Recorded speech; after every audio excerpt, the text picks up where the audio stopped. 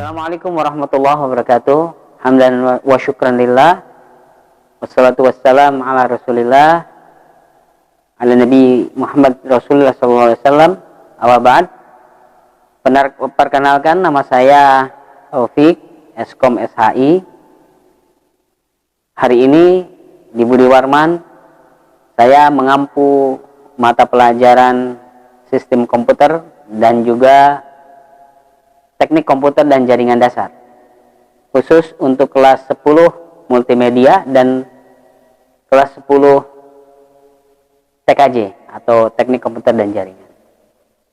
Untuk para siswa baru SMK Budi Warman 1 Jakarta, mudah-mudahan di masa pandemik ini, karena memang berubah model pembelajarannya, yaitu secara daring atau secara online, maka kemungkinan nanti kita akan lebih banyak di daring atau di online.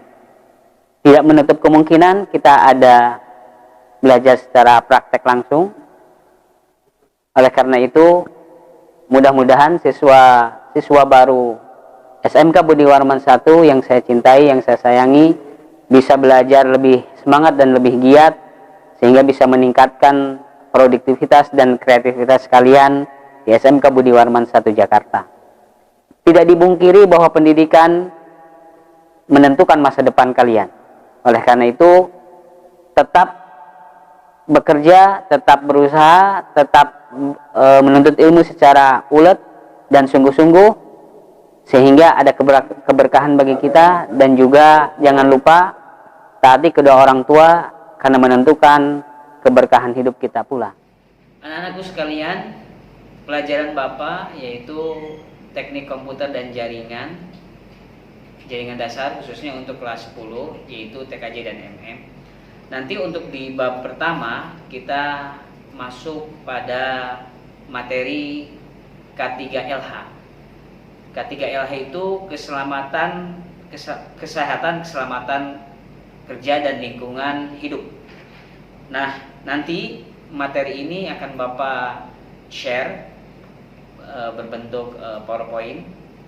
Bisa kalian nanti baca, dan kita gunakan 2 kali pertemuan karena ini berhubungan sekali dengan kesehatan, keselamatan kerja dan juga lingkungan hidup, di mana setiap orang pekerja dia harus memikirkan ketika dia berada di lingkungan kerja, apakah lingkungan kerja itu betul-betul safety, betul-betul selamat atau tidak, dikarenakan persinggungan antara keselamatan dengan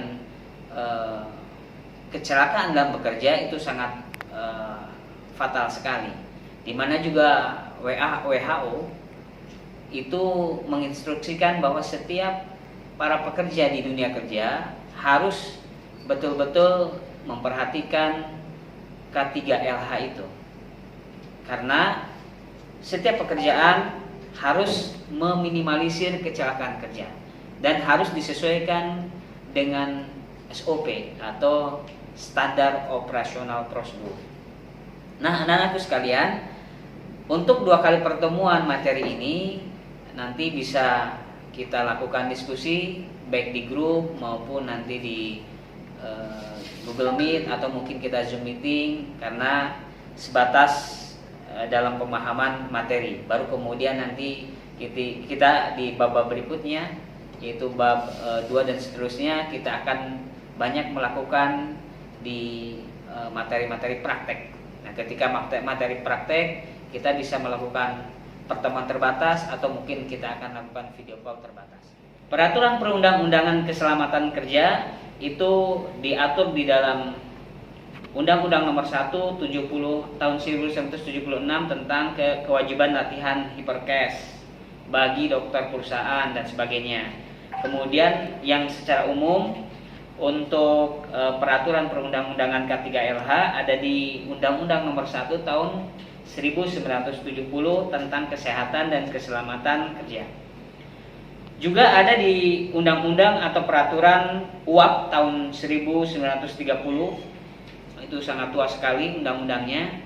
Kemudian ada juga di Undang-Undang Nomor 13 tahun 2003 tentang ketenagakerjaan.